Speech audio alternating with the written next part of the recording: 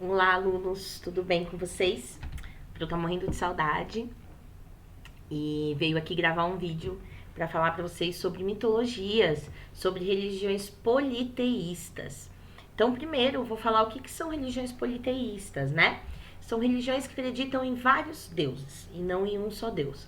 Então, nós temos o monoteísmo, que são religiões que acreditam em um Deus só, que nós já estudamos o judaísmo e o cristianismo, e logo menos vamos estudar os muçulmanos, tá? Então, são religiões monoteístas, que têm um Deus.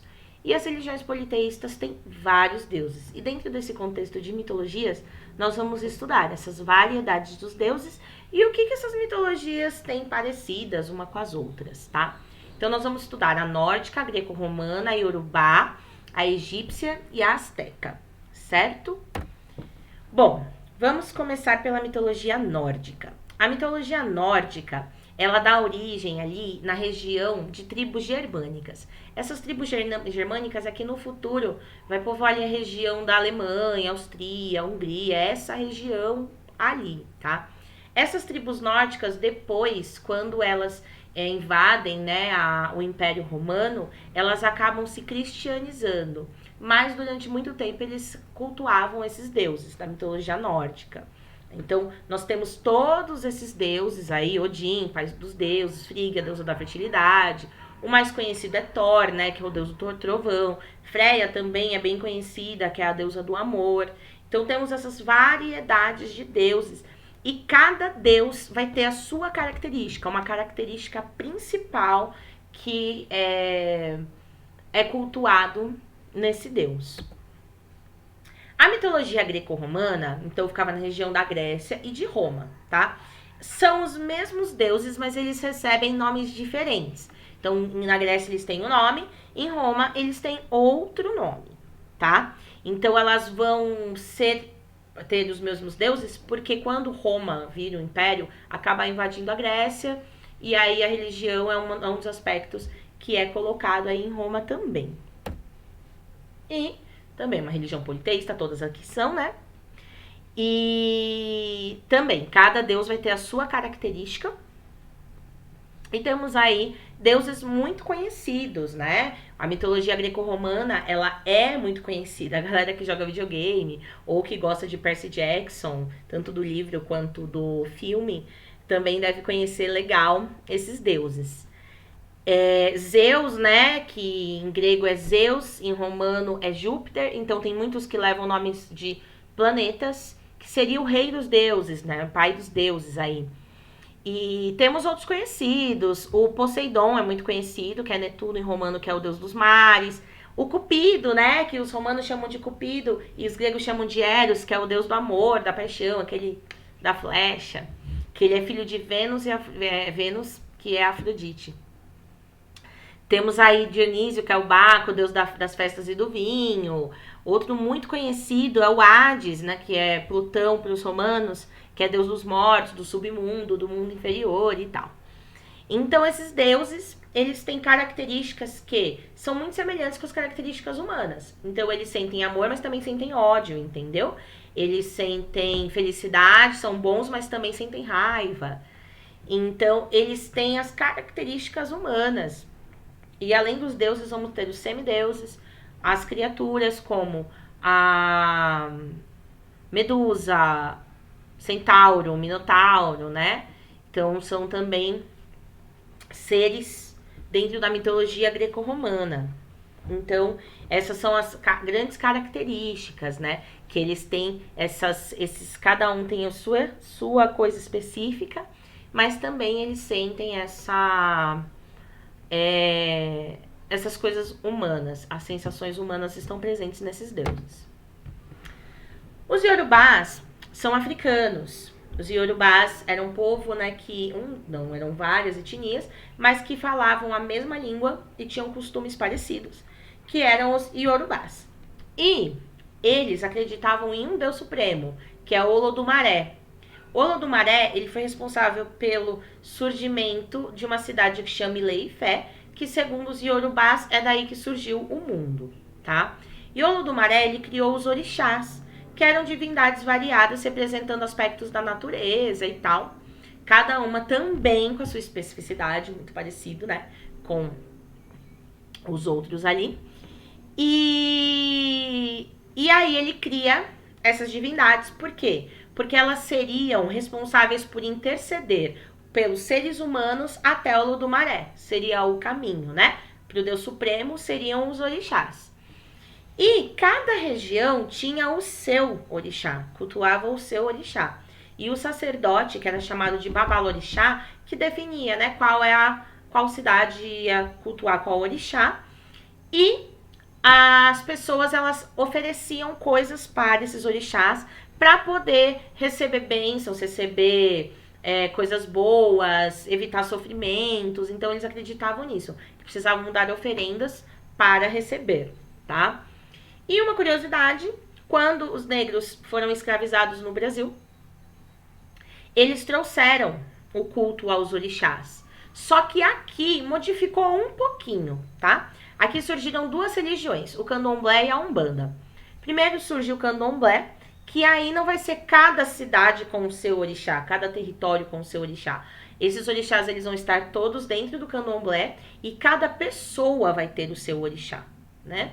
E depois, do final do 19 e começo do 20, vem a umbanda, que é uma fusão do candomblé com o catolicismo e com o espiritismo. Então a umbanda, ela junta aspectos dessas três religiões. E infelizmente são religiões que sofrem bastante intolerância religiosa, né? Até mesmo por essa questão do preconceito religioso, do racismo religioso, que é uma religião que surge no continente africano. E aqui são os nomes de alguns orixás. Iemanjá é a mais conhecida, que é a deusa dos mares, dos oceanos.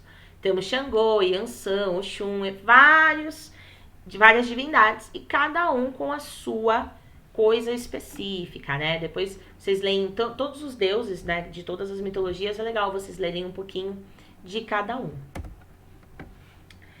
A mitologia egípcia também é na África, então o Egito também fica na África. E eles possuíam também características humanas, tá?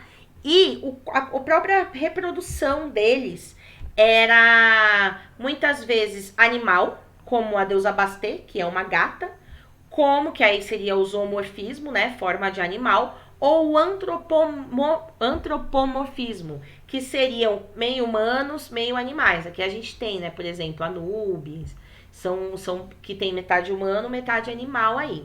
Então são as formas que os deuses egípcios eram retratados. Aqui nós temos também os principais deuses, eles têm mais, tá? Eu coloquei só os principais, porque a lista era muito grande.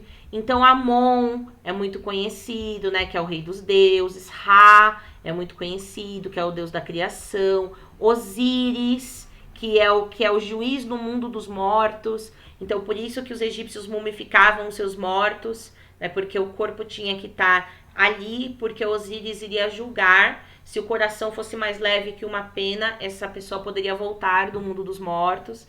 Então a múmia ajudaria ele a voltar, né? Então tem essa variação aí. O gato era sagrado para eles. A Bastet, aqui embaixo seria, né, a imagem dela, a figura dela seria de uma gata. Então é uma religião muito vasta, com muitos deuses. Hoje o Egito ele tem como principal religião o islamismo, mas no Egito Antigo era essa mitologia aqui, a mitologia egípcia. E a mitologia asteca, que fica aqui onde hoje seria o México, né? Os astecas, antes dos espanhóis chegarem, eles tinham um vasto império, tá? E eles também têm alguns deuses que são misturados com animais, como vocês veem aqui. Essa representação é uma representação de quadrinhos, né? Então ela é mais atual. A representação dos astecas mesmo era essa daqui, tá? Mas é legal essa representação porque mostra a forma que eram descritas, né, cada deus. Aqui também tem o nome dos deuses. A gente tem esse Quetzalcoatl como muito importante, tá? Ele tem um formato de um pássaro-serpente. E ele é o principal deus da religião. Ele representava a vida, a vegetação, os alimentos, a força espiritual que tinha dentro de cada indivíduo, certo? Então, também, vários deuses e cada um com a sua coisa específica, com a sua característica específica. E aí, a gente repara que todas essas religiões têm coisas em comum, certo? Todas elas. Então, ó, por exemplo, Odin, da mitologia nórdica, Zeus, da mitologia greco-romana, Oxalá, da mitologia iorubá, Quetzalcoatl, dos astecas, e Amon, dos egípcios, todos eles seriam o pai dos deuses, o deus principal, né? Oxalá seria a representação dentro dos orixás. O deus supremo mesmo seria Olodumaré, mas o Oxalá seria a representação entre os orixás. No trovão, temos Thor, Yansan, Zeus, Tlaloc e Sete.